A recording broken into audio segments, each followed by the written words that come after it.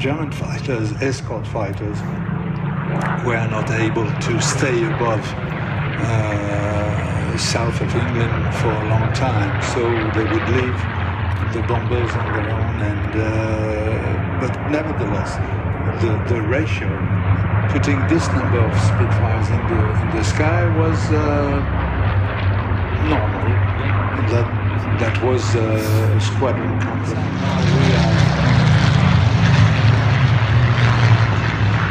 Merlin 1, 2, and 3. Merlin 1 is Paul Bonhomme, Merlin 2 is Mr. Sessions, and Merlin 3 is Maxi Gainza. We're talking.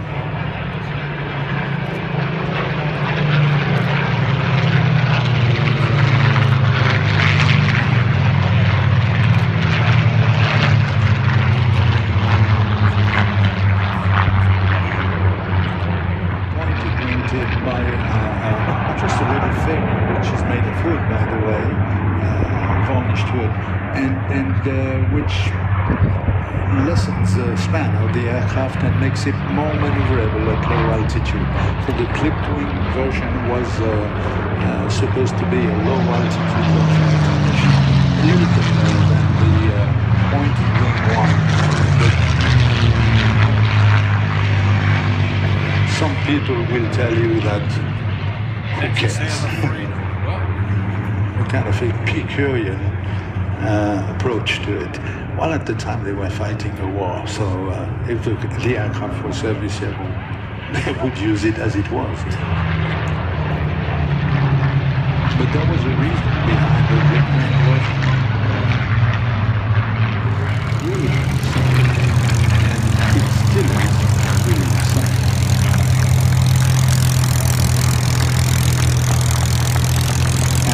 You have to imagine, and this is it.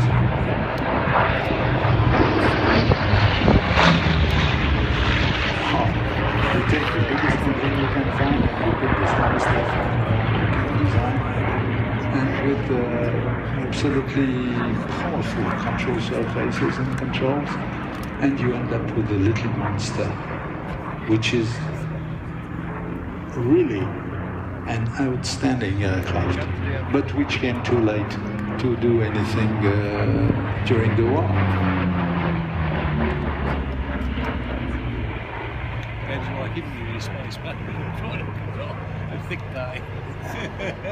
The Bearcat has a phenomenal climbing ability.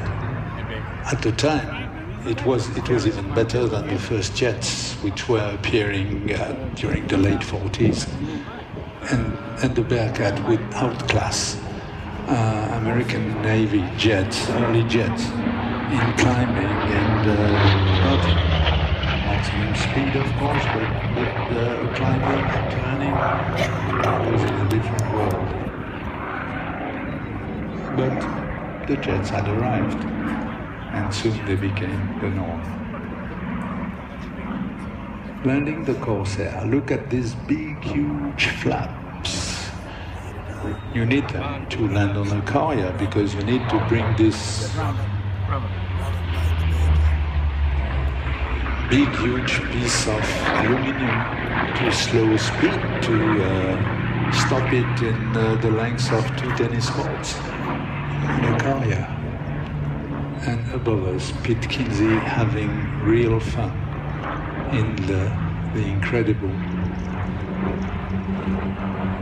smallish and brutish are named cats. The Wildcat, the Hellcat, the Tiger Cat, the Bearcat, and finally the Tomcat. Ooh.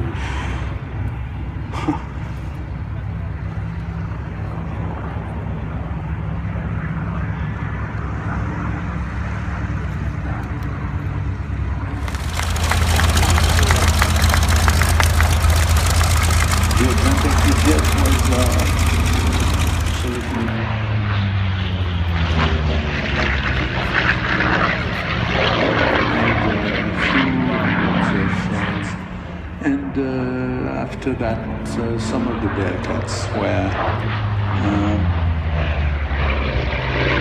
given to the Laotian Air Force and some other Far Eastern countries.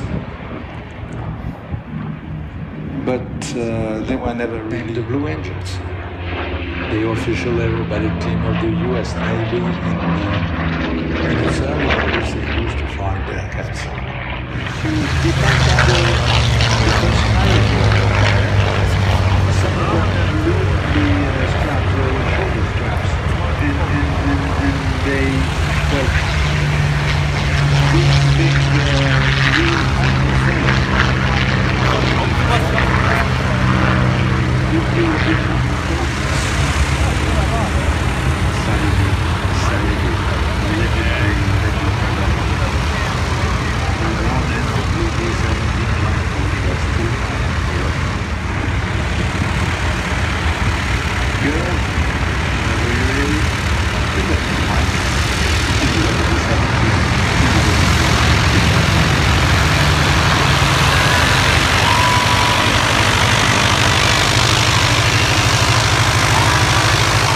In 1939 and in 1945, still alive, they were still flying military aircraft.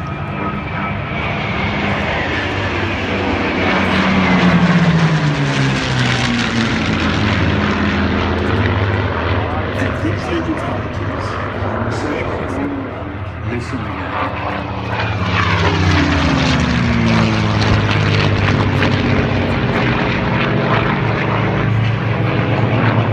look at the wings.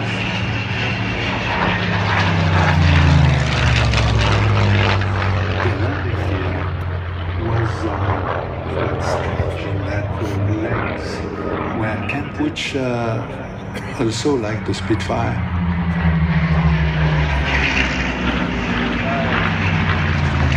Was the player which was used from the beginning to the very end of the war. Of course, with different engines, with Spanish version of the 109.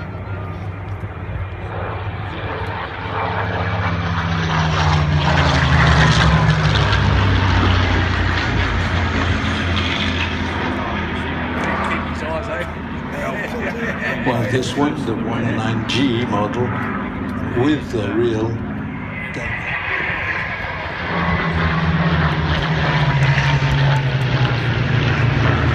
whenever you climb into such big aircraft, you are just amazed at the fact that we have young people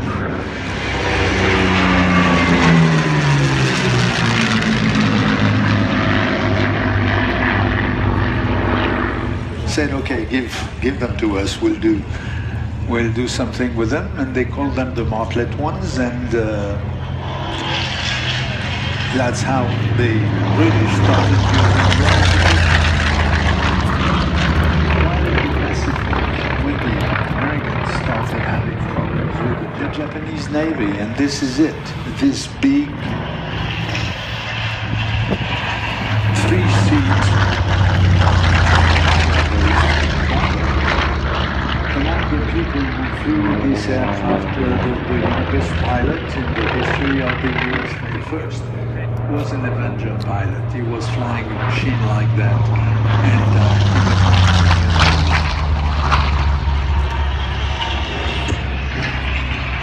And clocked a few hair-raising combat missions with this ever high-speed fighting machine.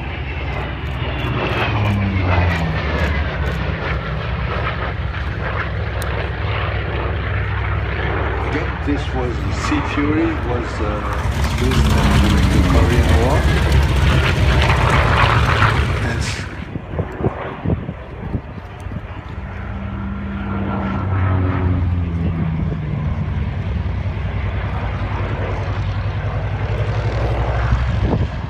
The Sea Fury in terms of climbing ability, dogfighting, of course, ability.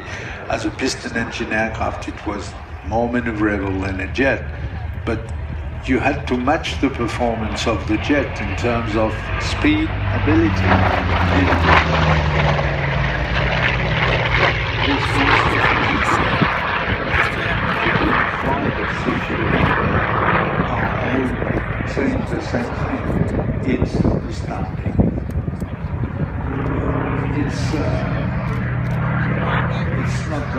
difficult to fly.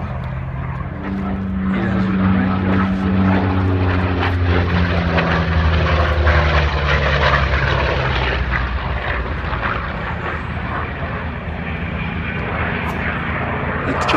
it can be flown slow, it can be flown fast. From a very short wooden deck of an aircraft carrier. As you see, the B-25 is it's big, but at the same time it's quite maneuverable. Of course, if you go to the movies, you've seen Pearl Harbor, and you know what happened to, even if it's Hollywood style, you know what happened afterwards.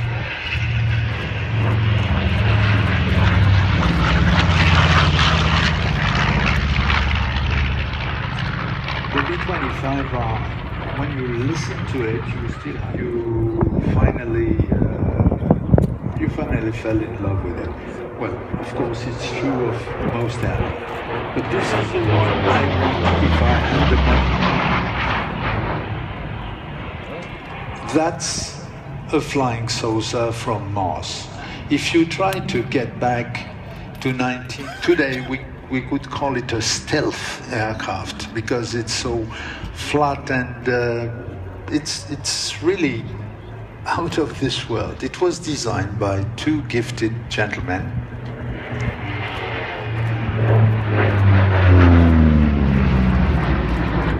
Chief engineer from Lockheed, Hal Hibbard, and his young deputy, who was Kelly Johnson, who was 25, 26 years old at the time. And I said earlier that someone had said about Johnson that he could see the wind.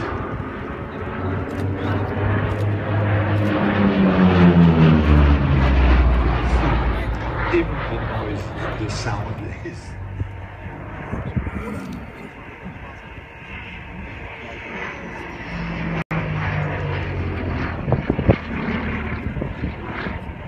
And yes, James came to Flying Legends quite often. He was there hanging around, happy as a bird.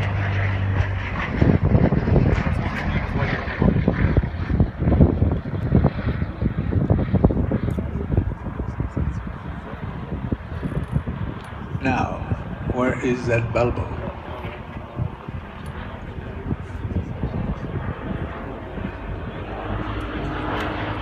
What makes the Joker demo a challenge? It's the time it takes to Pete Kinsey to sum up the Balbo. And it's delightful to be able